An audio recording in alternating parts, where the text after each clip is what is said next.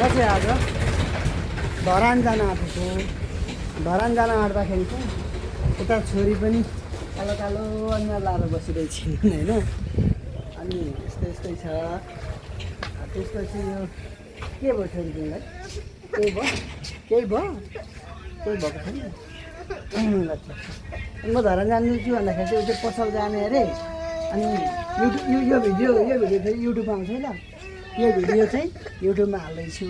होइन छोरी बाबा छोरीको एउटा प्राङ्क भिडियो जस्तो पनि हुनेछ होइन धेरैजनाले हेरेर मन पराइदिनु होला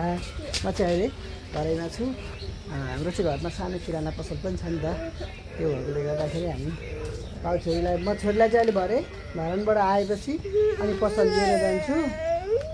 अनि क्यारम खेल्न सिकाइदिन्छु ल क्यारम खेल्न सिकाइदिन्छु यता छोरोलाई चाहिँ सिकाउनै पर्दैन गाइजहरू छोरो चाहिँ केही गर्नै पर्दैन उसलाई त ऊ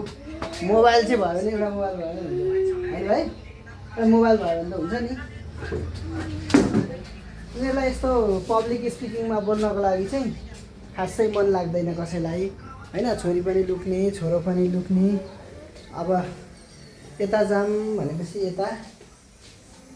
लुक्ने मान्छे छैन रहेछ नि कहाँ गएन फेरि अर्दाङ्गिनी कहाँ गएन लुक्ने मान्छे होइन कहाँ गएन ए यतापट्टि उसको चाहिँ फेरि यहाँ बिहान बिहानै यस्तो छ नि त मिलाउने बेला हुँदैछ होइन यहाँ हेर न यहाँ कतिजना दर्शकहरूले हेरिराख्नु भएको छ क्या यो बेला पनि खुसी छ क्या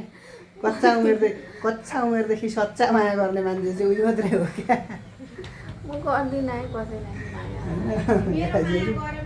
अब चाहिँ हामी पनि एक दिन पक्कै पनि यस्तै कारणले गर्दाखेरि यो